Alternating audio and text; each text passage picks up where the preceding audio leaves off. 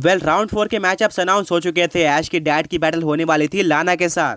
वहीं पर ऐश फाइट करने वाला था जिमी से। सारे ही पोकेमॉन ट्रेनर्स अपने मैचअप को देखकर एक्साइटेड हो जाते हैं एंड अपने अपने अपोनेंट से हाथ मिलाकर उनसे बात करते हैं। ब्रॉक कहता है कि मुझे एक डर है, ऐश के डैड लाना से हार सकते हैं क्योंकि लाना भी टॉप 3 पोकेमॉन ट्रेनर्स में से एक थी राउंड 3 की। उसने टोटल 5 पोकेमॉन्स का यूज किया था, वहीं पर ऐश के डैड ने 4 पोकेमॉन्स का इस्तेमाल किया था। ये फाइट काफी टफ होने वाली है और अगर किसी तरह से लाना ऐश के डैड को डिफीट करने में सफल हो जाती है तो हमें फाइनल्स में ऐश और इसके डैड की बैटल देखने को नहीं मिलेगी, सही ना कहती है। और हाँ, हम जिमी को भी अंडर एस्टिमेट नहीं कर सकते। हाँ, वो टॉप 3 में जगह नहीं बना पाया था, पर क्या पता उसके पास ऐसे पोकेमॉन हो जो कि ऐश के पोकेमॉन्स के खिलाफ एडवांटेज रखते हो और वो कोई चमत्कार करके ऐश को डिफीट कर दे, जो कि एक काफी बड़ा अपसेट होगा। अब कौन जीतेगा और कौन हारेगा ये तो हमें राउंड 4 में ही पता चलने वाला है। अनाउंसर कहता है राउंड 4 की बैटल्स आज नहीं होगी बल्कि परसों होने वाली है, यानी कि पोकेमॉन ट्रेनर्स को एक दिन का टाइम मिलता है अपने अपोनेंट को जानने के लिए। पोकेमॉन ट्रेनर्स अपने अपोनेंट का डेटा कलेक्ट करके स्ट्रेटेजी बना सकते हैं एंड उसके अकॉर्डिंग ही अपने पोकेमॉन्स भी चुन सकते हैं। ब्रॉक कहता है ओ नहीं, मतलब हमें वेट करना होगा इतने अमेजिंग फाइट को देखने के लिए। ये सुनकर सारी के सारी ऑडियंस, ऐश और बाकी सारे पोकेमॉन ट्रेनर्स स्टेडियम से बाहर निकलना स्टार्ट कर देती है। अनाउंसर कहता है कि आप लोग दोबारा परसों आ सकते हो। राउंड 4 में एंजॉय करने के लिए बाहर निकलने के बाद ऐश, ब्रॉक, मिस्ट्री और सरीना से मिलता है। सभी लोग ऐश को कांग्रेट्स कहते हैं क्योंकि अभी तक ऐश के इस चैंपियनशिप में काफी कमाल का रन चल रहा था। उसकी एक भी फाइट क्लोज नहीं गई थी और तीनों ही राउंड्स के अंदर उसने टॉप 2 में जगह बनाई थी। ऐश सभी को थैंक यू कहता है और ये भी बोलता है कि मैं अगले राउंड्स में भी इस परफॉर्मेंस को कंटिन्यू करना चाहता हूँ, चाहे सेमीफाइनल हो या फिर फाइनल। मैं किसी भी फाइट को क्लोज नहीं लेकर जाना चाहता और डोमिनेट करके जीतना चाहता हूँ। सभी लोग पोकेमॉन सेंटर पहुंच जाते हैं जहां पर उनको देखने को मिलता है कि पहले से ही लाना और जिमी पोकेमॉन सेंटर में पीसी पर कुछ काम कर रहे होते हैं। ऐश और उसके फ्रेंड जिमी के पास जाते हैं जहां पर उनको देखने को मिलता है कि जिमी ऐश की अब तक की प्रोग्रेस और डेटा देख रहा था कि ऐश ने इस टूर्नामेंट के अंदर कितने पोकेमॉन्स का यूज किया है, वो कौन से पोकेमॉन्स है और उनकी टाइपिंग क्या है, उन पोकेमॉन्स ने अपोनेंट के कितने पोकेमॉन को डिफीट किया और अपोनेंट का वो कौन सा पोकेमॉन था जो कि उनको डिफीट कर पाया है। इसका मतलब ये था कि ऐश को डिफीट करने के लिए जिमी पूरी तैयारी के साथ आने वाला था। वहीं पर लाना भी ऐश के डैड यानी कि एडम कैचम का इस पूरे टूर्नामेंट का डेटा देख रही होती है।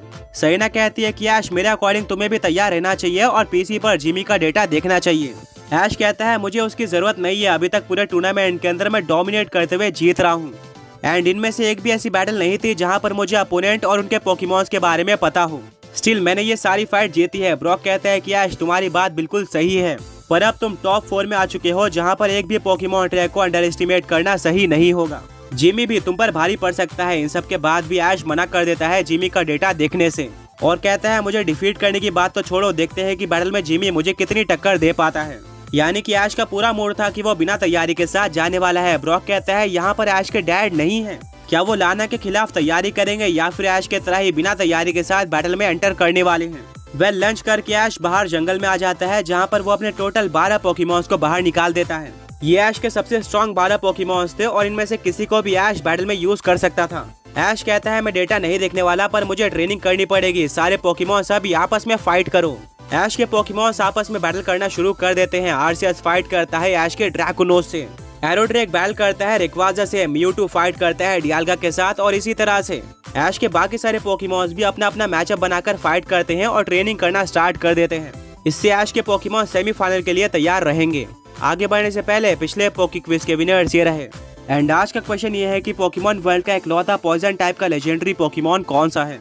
ऐश और उसके पोकेमॉन्स काफी टाइम तक ट्रेनिंग करते हैं और तबाही मचा देते हैं। फिर रात होने तक वो पोकेमॉन सेंटर में रेस्ट करने के लिए वापस आ जाते हैं जहां पर उनको देखने को मिलता है कि लाना तो जा चुकी थी, पर जिमी अभी भी पीसी के सामने बैठा हुआ था और उसके पीसी पर एरोड्रेक का पेज खुला था जहां पर उसको अब तक की एरोड्रेक की सारी जानकारी देखने को मिल रही थी, जैसे कि उसकी टाइपिंग और उसके मूव्स, एरोड्रेक को किस अटैक से ज्यादा डैमेज पड़ा है और कौन सा पोकेमॉन एरोड्रेक को काफी अच्छी टक्कर दे पाया है। ब्रॉक कहता है वाह, जिमी तो काफी गहराई तक जाकर तैयारी कर रहा है। मिस्टी कहती है इसका मतलब अगर ऐश सेमीफाइनल में एरोड्रेक को इस्तेमाल करता है तो जिमी उसको डिफीट करने के लिए रेडी होगा।